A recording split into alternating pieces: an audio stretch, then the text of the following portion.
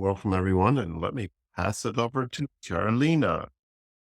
Good morning. I wanted to open this session today. We will have a proper presentation, but I really wanted to share my story because for me, I think the GRC, I had arrived at the GRC maybe a couple months back when I met Adam and Miki-san on this call. And I heard this name. Hello, Miki-san. Welcome. I had start hearing about this project, this idea, Kumano Shindo, and there was this whole line of how, and just for a little bit of context, project is located in Kumano, which is a beautiful, very spiritual area, very old area of Japan that has these pilgrimage trails that are World Heritage called the Kumano Kodo, which means literally the Kumano Old Road. The people have been walking for thousands of years. And then I hear about this project and the idea of Kumano Shindo and how a small detour from the Kumano Old Road could show people the road to a new future that is more regenerative for everyone. And it sounded really beautiful to me. And then I heard about these other projects that were associated, like the Helio Compass, a calendar that everyone can see at all time, the entire year with all of the planets around.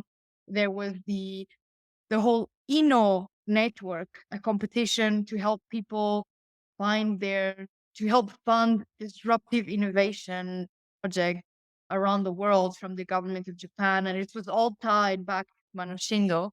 And at the time, the activities were still starting, and I heard about this new event that had happened that had brought Judaism to Japan and to bring a connection between Judaism and Shintoism in Japan. There were people joining digitally, people sent messages from around the world, and people in Japan were able to interact with it on the land that the project is in. So all of these ideas seemed really new to me. Everything seemed really interesting, and I started talking regularly with Adam here. And at the time, I learned that there was a piece of land and no one with the house on it that needed a lot of repair, and no one was really sure what was going to happen then. And I've always been passionate about permaculture, and I've done a lot of smaller things, a lot of volunteering, a lot of smaller garden, and I was looking for the opportunity to do something larger scale, more like a master plan for a piece of land that was sizable.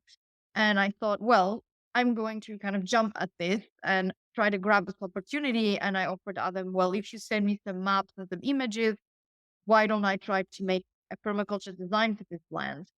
And fortunately, the team was as excited as I was, and I received everything. I did this plan, and everyone was so excited about it that as soon as the government of Japan opened the borders, even just a tiny bit for business visas, the team found a way to pull me through to Japan to start working on the project there. I spent 4 months there last year implementing and actually experiencing Kumano firsthand. It's a place like no other, honestly. I really missed it. It's mountains by the sea, lovely people, lovely food, lovely scenery. I love all of it. And then I also I really want to go back there, and we just got started. So we did some small things, we did some small events, but I think it was really important. We really activated and connected with the community. I met all of the neighbors. We did some events with schools and kids, and this year everything is kicking off. The house build is ongoing. It's being renovated, and I do want to working with the team has been amazing in general, and I do have to take my hat off to Adam because I will say that in Japan, things of this kind are not easy. There's a lot of bureaucracy, and they are a little bit more resistant towards people that have immigrated or are foreigners. And Adam is still throughout all of this, and while holding like a full-time job and taking care of a family of four, managed to pull this project completely and take it to a whole new level. So I think this has been like a beautiful project to be a part of, and I would like to thank everyone and thank Adam especially, and to hand the word over to you, Adam. You are definitely the best person to talk about the vision for the project. Thank you very much, Carolina. Thank you, Andrew. I'm going to share my screen. One moment, please. And the presentation today doesn't follow a kind of a strong line, a logical line. So if you have any questions or how things kind of get put together, please let me know. And in the future, I'd be happy to share some materials as well. So if you can see my screen here, yes? Yes. You see it. So right now, my name is Adam Lobel. I'm representative director at Kumano Shindo General Incorporated Association. I'm here with the fellow directors, Miki, Koji, and also Carolina. Thank you.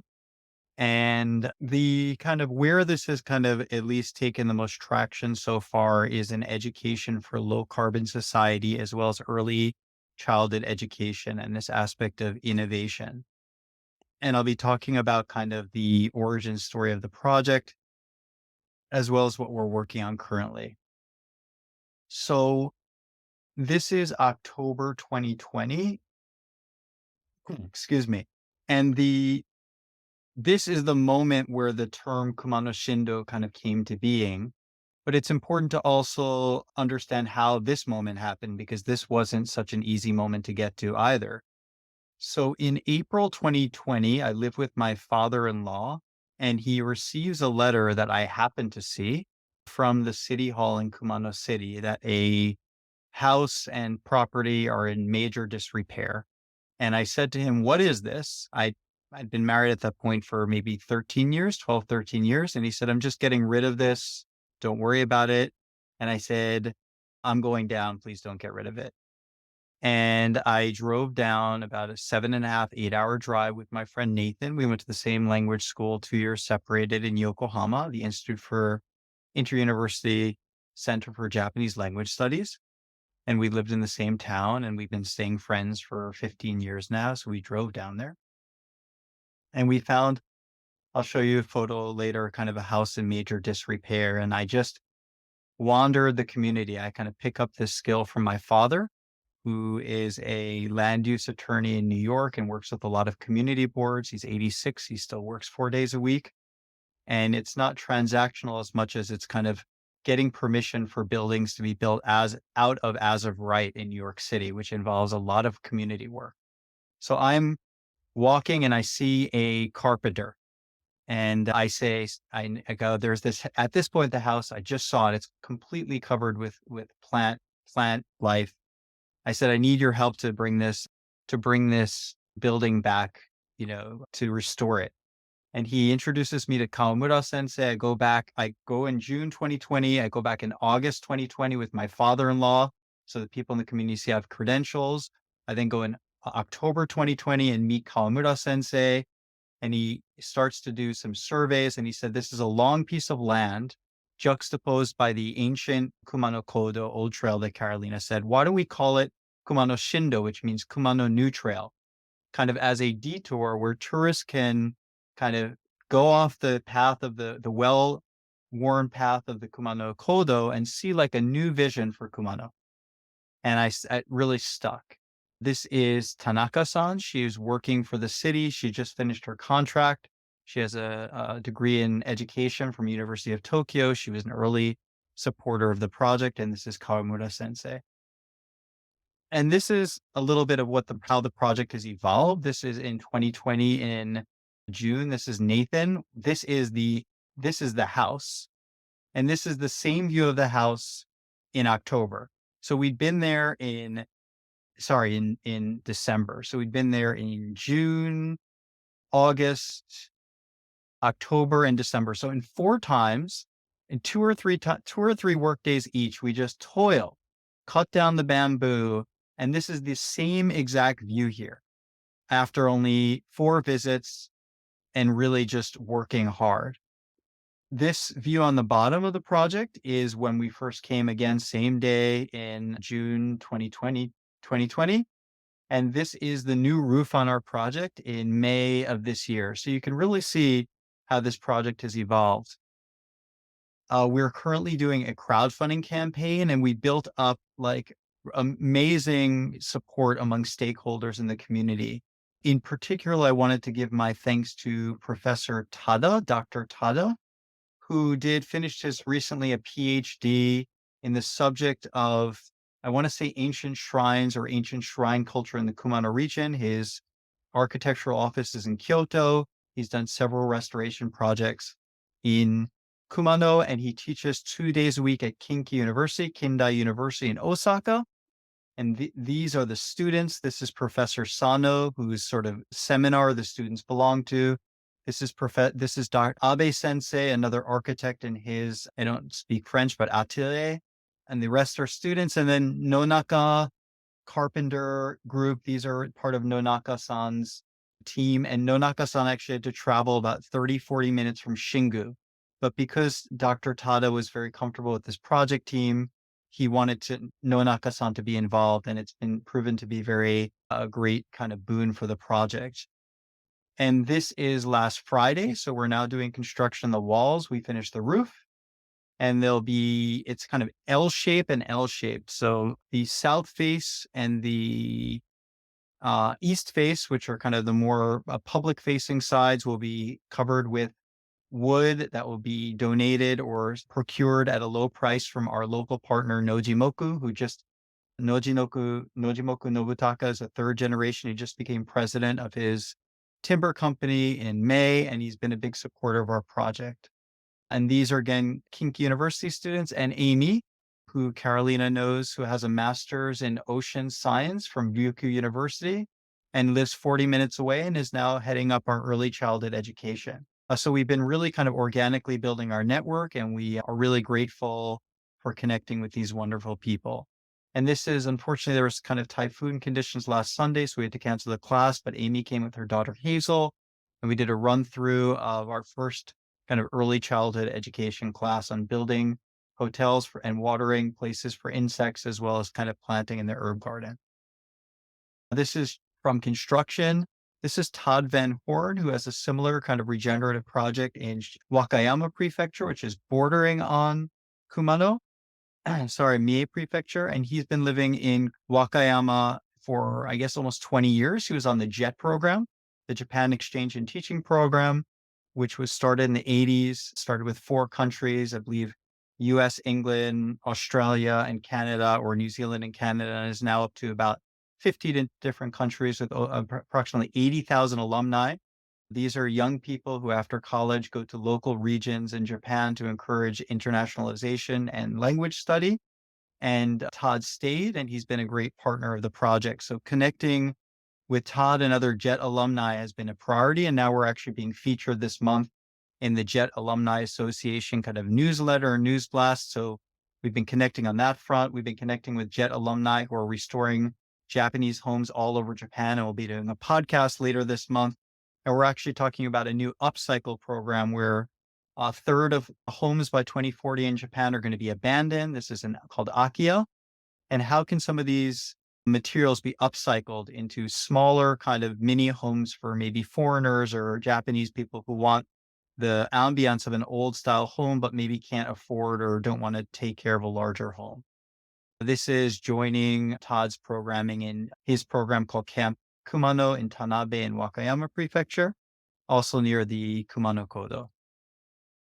And just a little bit about the history of Kumano. The area used to be called Kinokuni, which is the land of the trees.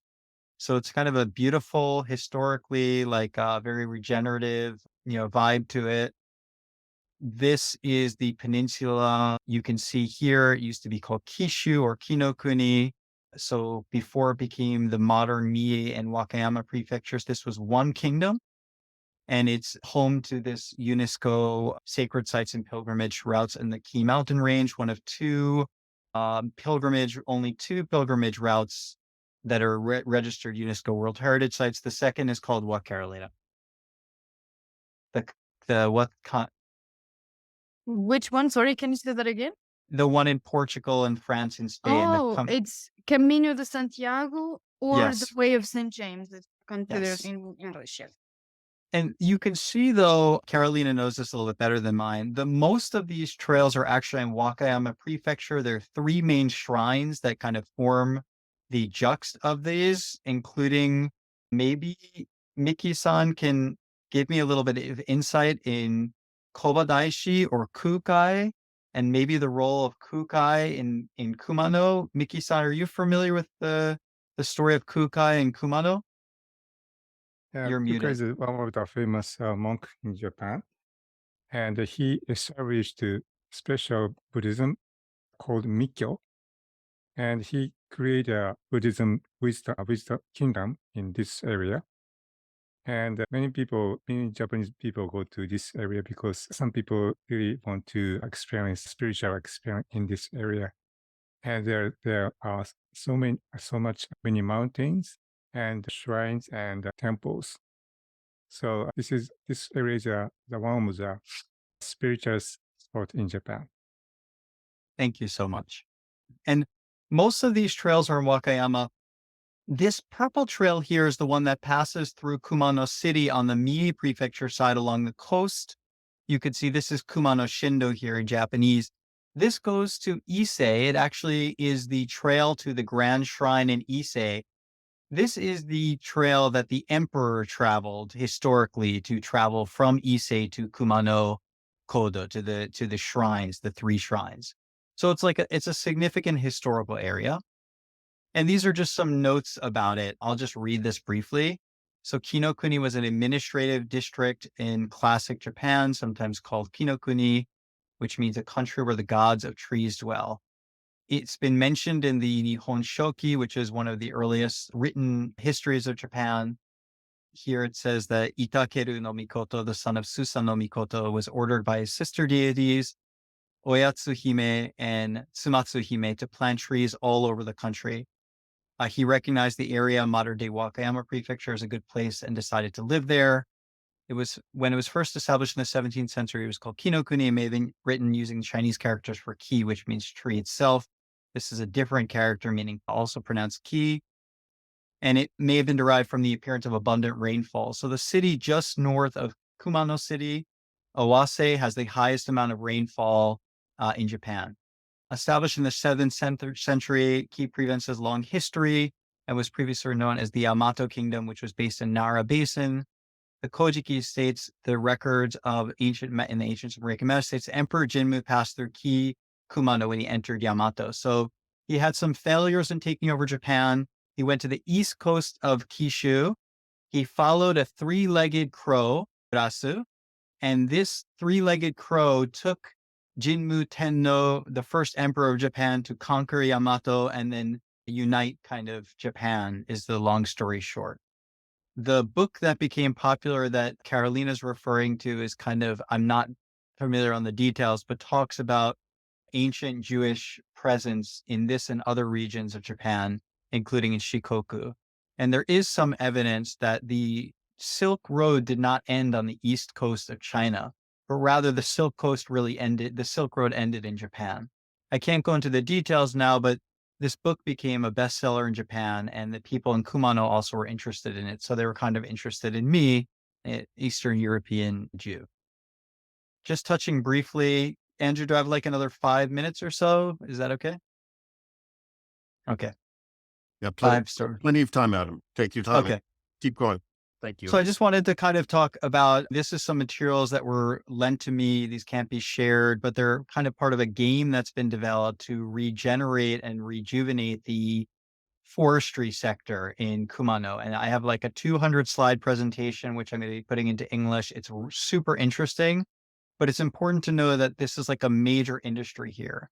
One recent beautiful contribution is I've been connecting a project from my nonprofit research institute, where I've been a researcher since 2008, called the Institute for Future Engineering, which does a lot of project work for government of Japan, clients like the Ministry of Education, the Ministry of Economy, Trade and Industry, the Cabinet Office. They've created a consortium to understand the carbon sequestration ability of trees and to evaluate trees using IoT from the rhizome level to the canopy level in order to measure things like CO2, water, chemicals, and biodiversity. And this is starting now through some interesting introductions, which I've helped facilitate between my research lab and now Nojimoku, who is pictured in this photo. So now they're going to be implementing some of this IoT and low carbon forestry into Kumano, which is like super exciting. I'm doing a meeting tomorrow to kind of talk about their formal entrance into the consortium. So a lot of like cross pollination things that I learned in the GRC are really happening in Kumano right now. This is part of a game. Like it's a really interesting game. And it's like teaching young people about how to evaluate the quality of lumber. It's really interesting. I don't know enough about it, but suffice to say that the quality of the lumber and the way that it's felled and grown in Japan is quite unique. And this area of Japan is known for its very high quality cypress and cedar. Just a little bit about myself and how I got interested in environmental matters, then we happy to take a break. I'm from Great Neck, New York. I grew up on the north shore of Long Island, which is an island that was formed through glacial activity. Used to be home to Native Americans. I didn't understand why people weren't swimming in the Long Island Sound. But in fourth grade, an environmental educator came into my class with a mini aquifer showing different sediment levels, poured dirty water through the mini aquifer. It got cleaned, poured printer's ink into the aquifer, the ink plumed, then poured the dirty water through the aquifer again, and all that ink was pulled into the water. And I could see that pollution has major ramifications on our drinking water and soil. And it was like a light bulb went off. Started to take classes at CW Post. I took classes in college. I went on to do a master's degree in Japan in restoration of traditional agricultural landscape. I've been interested in distributed communication technology and how we can deploy the right people across the world to solve problems, and worked with my former partner, Dan Marmar, to patent a technology last year, or it finally was patented last year. And I received an award from the Government of Japan Ministry of the Communication, Somusho. Sorry, I don't know the English right now. Internal Affairs and Communication, their innovation program. And this is a program where basically the government of Japan feels that really crazy, wild ideas are the ones that are going to kind of help change the world. And I won the award with my company, Suzang, in 2019 for this digital technology. And when I came to Kumano, like a few months after I saw this beat up house, I said, I want to create an innovation center here. And this innovation program was gracious enough to allow us to become one of their network hubs in 2020. And we've been recruiting people who wanted to also apply for the program. And another important kind of moment in my life was thanks to Miki-san, who came early to Kumano, I think October or December of 2020, and started to work on the land, was taking his Zen school, which taught me that really all I needed to innovate and find happiness was inside myself. We've later translated the curriculum into English and are looking forward to teaching those classes both online with people interested in the States and Europe and Africa, et cetera, as well as people who want to come to Japan. And this is kind of the core juxt of the Zen school, which is, realizing what you don't know what you want. This is the 10 ox pattern. It's a, classic series of 10 pictures representing the path towards Zen enlightenment. And it kind of encapsulates my own transformation through Kumano Shindo. I'm happy to share these later. Just going to take a few more minutes and then take some questions. The GRC was my experience, my first exposure to the concept of regeneration. David Hodgson, I've known him for many years, since probably like 2015 when I was talking about and working on the topic of communication at Suzong. I met many wonderful people here at GRC. I understood how the evolution of beyond sustainability towards regeneration, and felt intuitively at home in the GRC, and also that the concepts of regeneration were very much a good fit for Kumano. And I felt one of the reasons for that is there's an ancient word called musuhi, which means to kind of fuse two not normally fused ideas or concepts into a new idea. And there's the old and the new, there's the foreign and the native, there's the kind of the regenerative and traditional, maybe non-regenerative practices. I feel that Kumano is a great place to really create a lot of traction for the regenerative movement. And I brought this concept of regeneration into our articles of incorporation, which are stated in our charter. We incorporated in June of 2021 as a formal organization. And the mission is to accelerate our transition to Kumano Shindo's mission, is to accelerate our transition to a regenerative society where people have a sense of excitement. We collaborate in our place and around the world to create projects and learning opportunities with new value, using modern technologies and respecting nature and the wisdom of our ancestors. And I feel like we have been honest and true to those concepts and that mission. Kind of just wanted to give my thanks to the team. There have been many, many people along the way, including earlier director who left the company, Emi-san helped found the company. Mizu still works on our projects. And I just wanted to also say thank you to Yuki Watanabe, who's been coming to Kumano early, and also Dan Bin and I had been working recently on our first major revenue opportunity for the company. And that's in creating materials on low carbon society, the Paris Agreement, carbon neutrality, and now the IPCC AR6 working groups 1, 2, and 3 into interesting online English educational courses for Japanese students and people in continuing education to learn more about the environment. Mie University has sponsored this project and has also allowed us to interview leading climate scientists in Japan who are working on the various working groups who've been generous with their time. And we've created like a really unique body of work in English. One of the other reasons for creating this body of online education is to encourage wonderful students overseas who may be interested in joining the Japanese research ecosystem to come to Japan and join the story here. So also adds to the diversity of the research community and of Japan. And I'm very optimistic with the help of my colleagues here and also my colleagues at Mie University, the project colleagues and the renovation, the citizens of Kumano City, including Nojimoko and many other local citizens groups and organizations, that this project will succeed, that its ripple effects will go far and wide. And with everyone's help today, we can continue to cross-pollinate and do really great work together. I think that this is enough on my end. There's a lot more slides and everything else, but I'll just leave and say thank you at this point and say thank you very much. Andrew, I'll turn it over to you and Carolina. Adam, that's super inspiring for me. I'm actually curious also, since we have Miki-san and Carolina, whether you wanted to add anything to what Adam was saying, and then we could just take comments and questions from everyone else. But do either of you have anything to add right now? I'd just like to thank Adam for this. The way he presents the project is always very personal. It's always different, always new. To whoever wants to make questions, comments, feedback is very welcome.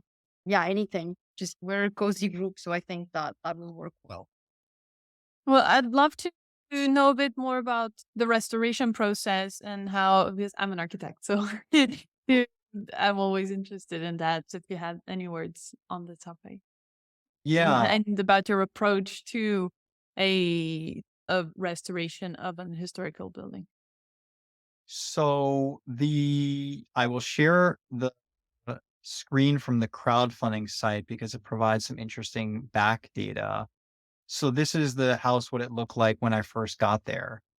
And this is my great-grandfather-in-law, Fujiro, who was the first principal of an all-girls high school in the area, which still exists 100 years later as it's joined two other schools as a Mie prefectural public high school, Kinomoto High School. And the original floor plan was kind of elucidated by Kawamura sensei, who did a survey. And I don't know if I can can everyone see the screen? Yes.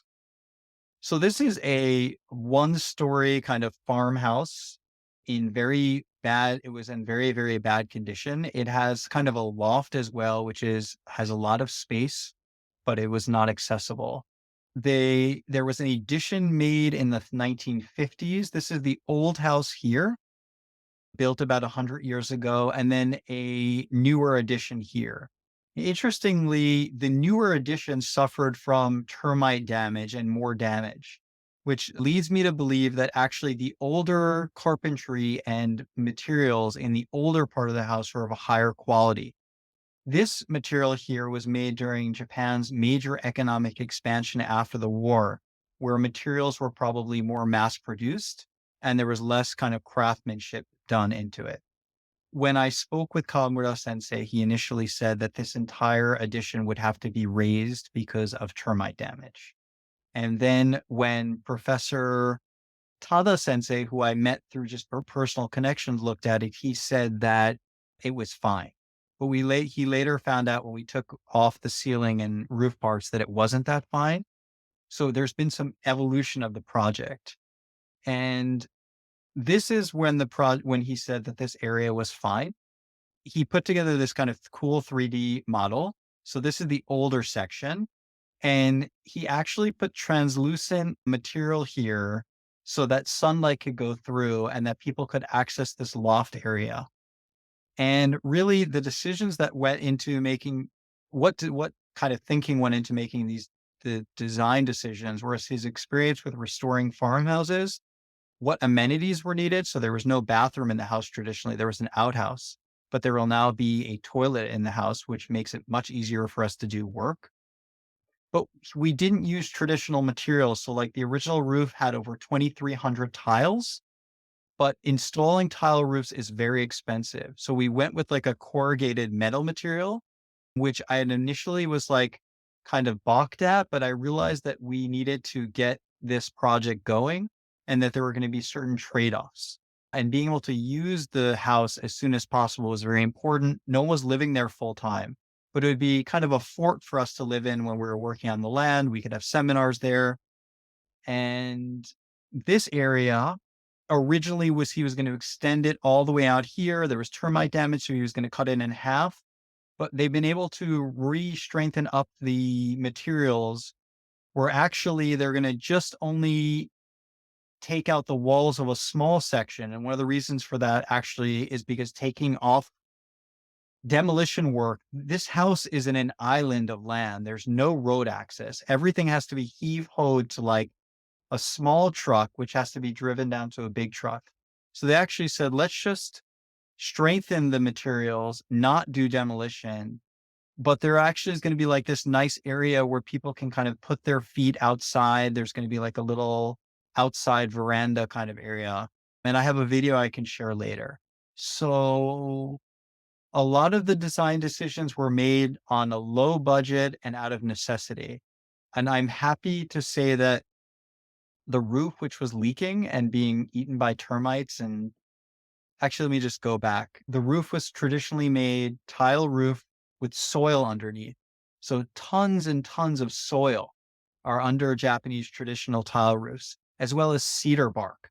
So all that organic material was taken off. And then the process of putting up the new roof is on YouTube. I can share those links and you can see how everything is done.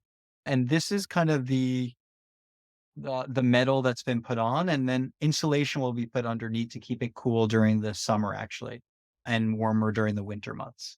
So that's kind of like it in a nutshell. I would actually recommend, if you're interested in kind of his approach towards renovation, is he has a wonderful website with a lot of English language press, which I can share.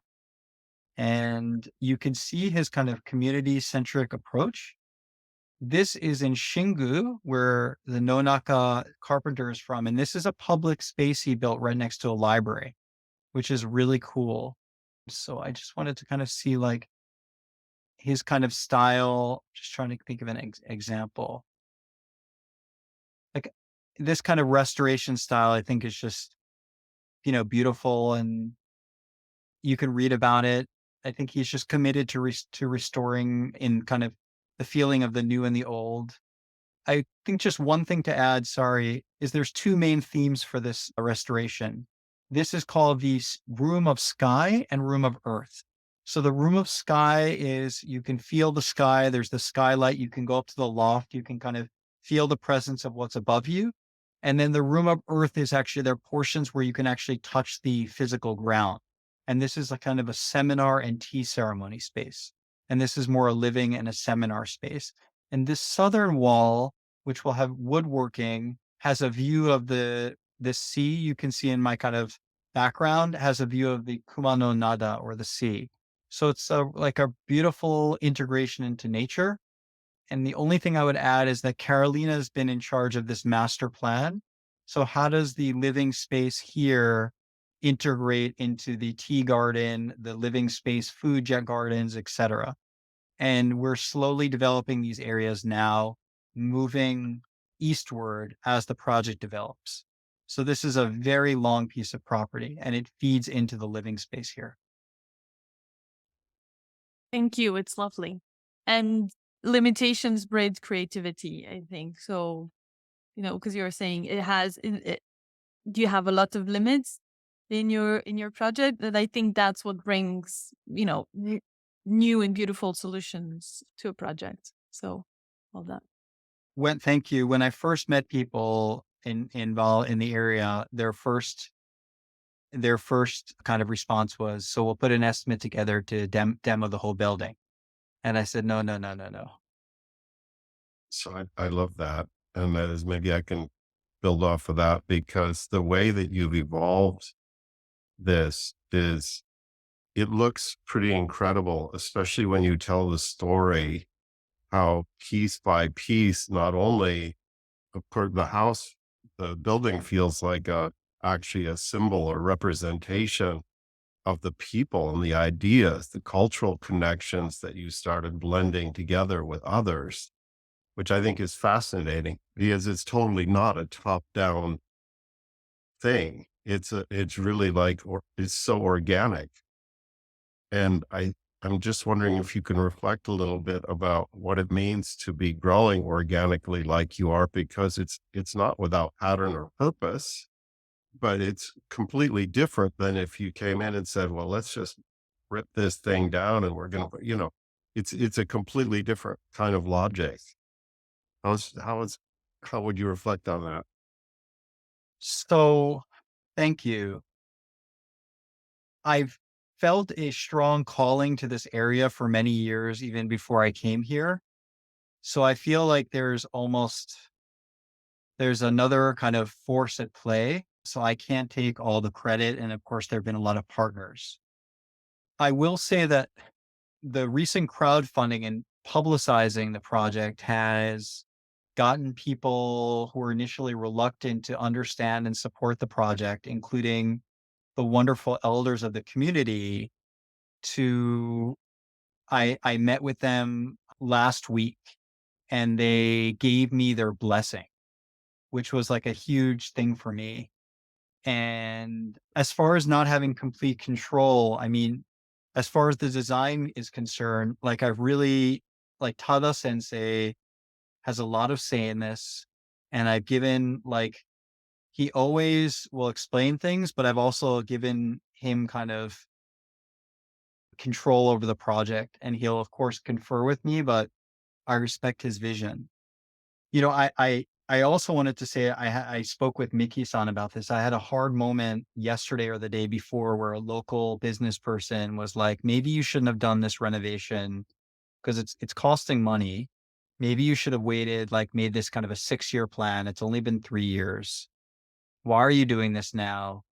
You're not like respecting kind of the spirit of the community. Like you should have spent more time having tea with people.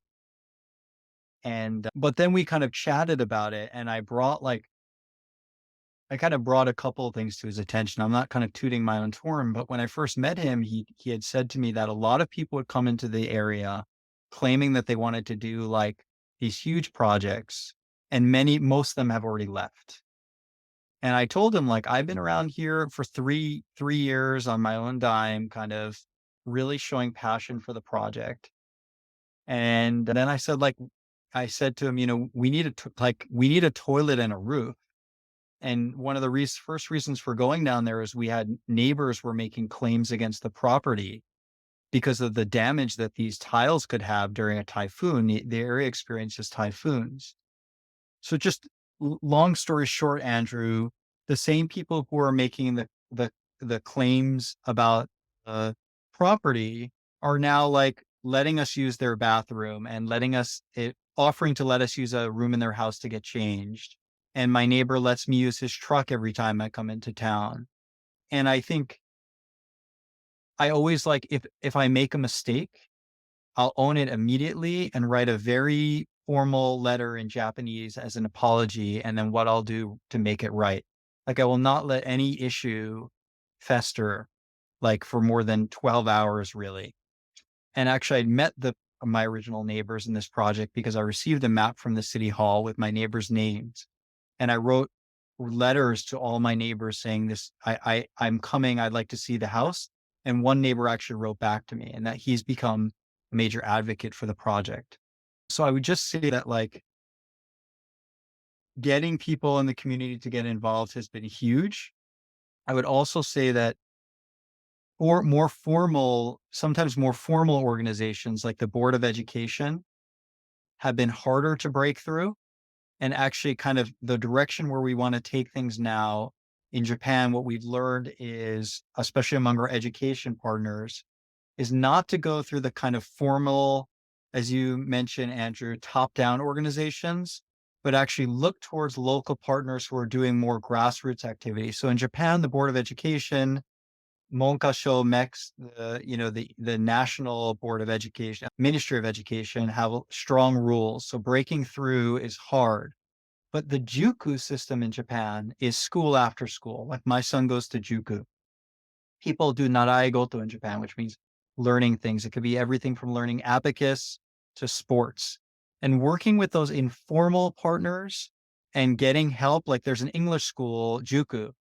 Becoming a local Juku, we've kind of discovered is the path to our success. So Andrew, it was a long-winded answer, but informal, like kind of working with more informal organizations who've had success, I think is going to be the key, and creating small successes in our early childhood education classes month after month will be the key to demonstrating to the local community that we're creating value. So at this point, we're still an outlier and maybe considered odd. But once we do English classes once a month and start to bring, interesting value generative people to the community who are committed to our project, things will slowly turn around in that 5-6 year horizon. Well, amazing. Thank you. I see Nikki has a question or a comment. Go ahead, Nikki.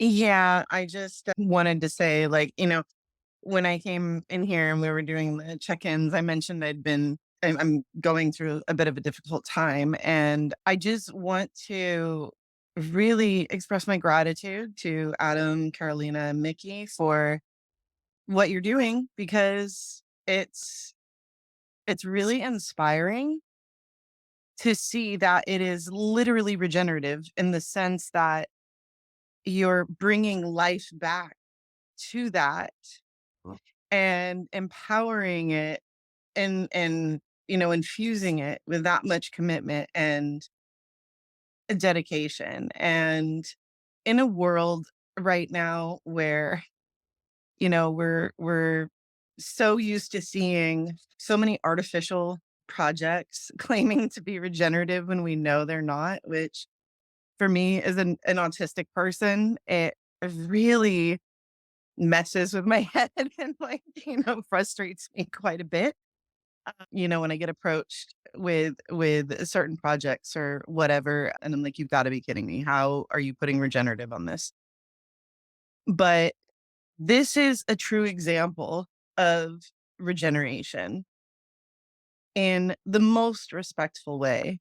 And to hear what you just said about not letting things fester more than 12 hours, and how you take accountability, and how you speak to how you'll fix things, and the relationship you've been able to build. I can't even tell you. I've been sitting in these presentations. Like, earlier I did, I was in the Africa Eats presentation, and I'm just so grateful for those of you on here. Like, I don't know much about Joe, but I've crossed paths with the rest of you, and it gives me hope for the future when, I'm really struggling. And so I want to say thank you for that. And then I wanted to just clarify the total amount you're trying to fundraise and how close you are to the goal. Like, where are you financially and where do you need to be financially? Thank you. I just wanted to also just add two more, thank you, Nikki, two more kind of very brief cross-pollination examples, which have kind of been meaningful to me recently. And that's that we always pass by this judo dojo, which is literally 2 doors down. And I met the father many times, but then through the construction project, wanted to use their parking lot and reached out and connected with the son, who has a great Instagram account and invited me to practice at their dojo. I practice karate, but I learned some throwing and falling techniques as well. And they've been a big project supporter. And as well as my day job is in factory automation. And my manager came down last week and to work on a potential client in Kumano. And so we've been like building up a lot more cross pollination. And to answer your question, this crowdfunding campaign, which ends in 4 days, is 16% complete. I'm not giving up until the end. Miki-san knows that it's a high hurdle, but I will not accept defeat because if you think about defeat, that's what you'll get. The total project budget that we figured to do the renovation to get it like into something really wonderful. I shared the English with Carolina, but it's about total 6.6 million yen JPY to USD, or about $47,000.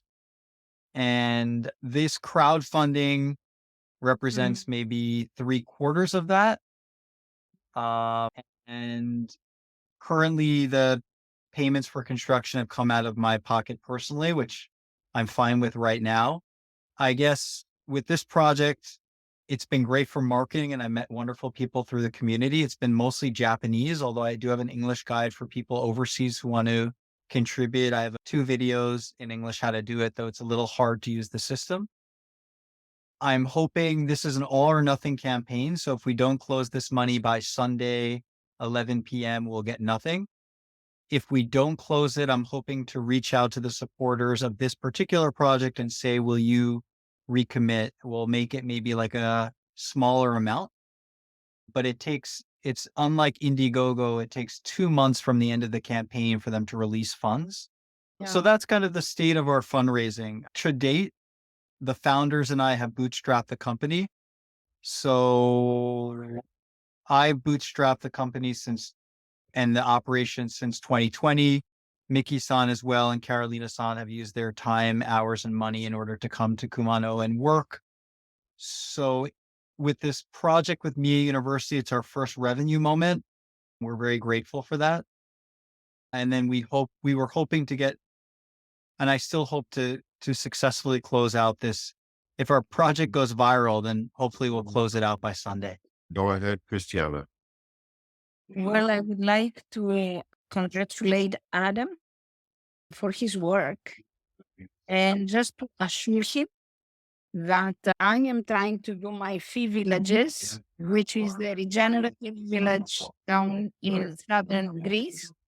And he has inspired me so much that I think for the very second time in my professional life, I think I am into something good. And I hope that we can create also with people in this group the great connections that we need for regenerative villages.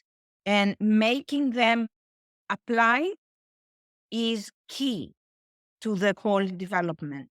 And then getting people to have incomes out of these efforts is the very second big step.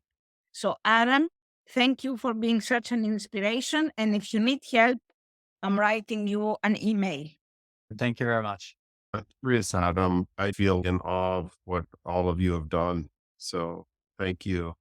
I'm curious, like, in your own self-assessment, what would be, what would be, is there an element you wished you had more of, or you still want to address, or, that it just feels not at the level that you want, or an aspiration? So it doesn't have to be a negative. I'm just curious, like, is it, it sounds beautiful. I'm just curious how you think about it yourself. And like, if we could, we would do this better or differently or whatever. Yeah, that's a great question. So at the top of my head, I feel like the getting people to come and congregate in a workday, Carolina said this often, kind of a workday fashion. So I'm traveling from Tokyo and it's a journey. And so being able to having more local partners is something which we don't have currently, and which would be a boon to the project, being able to like launch work days, get more people to manage the property locally. I'm starting to build that. We are starting to build that capacity. It's a process. The other thing I would say is that I'm kind of now at the point with a lot of my different projects and work hats that I'm starting to need to take things away, and now kind of having a mentor to kind of strategically walk me through what I need to remove from the daily life in order to be able to incubate and grow this project is something which I need help with. I think the other thing is a creative element. So being able to get more music and dance and joy into the land in a visible way. Noji-san, who's been a local supporter of a project and built our sukkah, is a musician. And with COVID, it's been a little bit of touch and go about public gatherings, but it can be done now.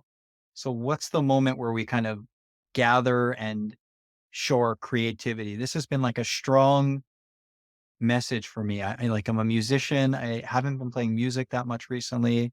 How do I get a little bit out of the grind and celebrate what we've accomplished to date and celebrate on the land, as opposed to kind of feeling like gotta get the next kind of product into production, or sort of the next, fabricate the next part, so to speak. So, and then also like the ability to get like very like physicality and kinetic on the land, and invite people to do that as well. So like experiencing the land in a very kinetic way, to get like strong together and to be outside together, that kind of ties into the workday. So Joe wrote, if you want to change the world, throw better parties. I agree. And Greeks throw parties. You know, Christiana, I learned kind of the word enthusiasm is tied to like knowing God, or like, I forget what the origin, it's Greek, enthusiastic. Can you tell me a little bit what enthusiastic means? Enthusiast? Enthusiasmos is to get into another level that connects you exactly with the heart. We Greeks believe that hearts are divine. So it's yoked to the next level. So, and let's say that you see something and you automatically go, wow, this is very good. That's enthusiasm. That's because you allow at this moment to go and touch the heart. And this has a name, enthusiasmos. And by the way, we did invent Dionysus, we did invent Panas, and tragedy is Tragon, or the Tragos is the goat, and Panas is half goat, half god, and he celebrates Dionysus. You see, we invented all this. We throw parties. Now, throw a party that is zero waste, which means it attracts people like us to the musicians in the company. So we are going to be talking again. I was just So going to ask this- Christiana, could you share that video that you shared during the last Regeneration pollination that you made in Greece? I think the team in Kumano would love to see that video. It's just exactly the right vibe that we're also looking for in Kumano. Go ahead, Alberto. Welcome. Thank you for having me. I wanted to be more in the background and listening. It was very inspiring. But given the turn in the last couple of minutes, I got enthusiastic. And so I wanted to say a few things. Maybe all of you on the call already know about the book, The Gift from Lewis Hyde. It's the first edition is from the late 70s, and it half an anthropological treatise and half a literal critique. The objective of the book is how to give frame of reference for artists and how to be true to their art and at the same time move in the world and make a living of it. And the internal contradiction of the gift that you receive, inspiration. And there was a moment, Adam, that I was like, I saw what in you saying that there was an inspiration for you, that you were drawn to that. And that wasn't a project that you rationally laid down. It was something that was born into you and that you accepted. And then I must say, I am impressed by the incredible amount of labor that you put so that that intuition, that gift could grow into something real. And I didn't want to interject there, although I was inspired, but this last closing on parties and the gift that Greek culture gave to the world by putting Dionysus squarely at the root of some of human expression. The book is relevant, I think, for all regenerative projects because it explores the relationship that humans had with sharing before we could count and count. So I am guessing, given that you work in industrial automation, I'm an engineer by trade, that we have gone through very rigorous and formal training into analyzing, breaking down, critiquing, and piecing together. And those are very useful tools. But the heart of these projects is about participating in an ecology. Everything that you described isn't about the house, is about how you see the house as part of an environment, as a part of a community, as a part of the local ecology. And your respect for that was really inspiring. Like, I must honestly say that I don't have right now that kind of commitment and that kind of calling, because I respect too much how much work needs to go into that. So the gift that I'm receiving here is the inspiration of seeing you bring something in the world. And I can only respect that as sacred. It's something that I don't understand. So it's something that I can receive as a gift.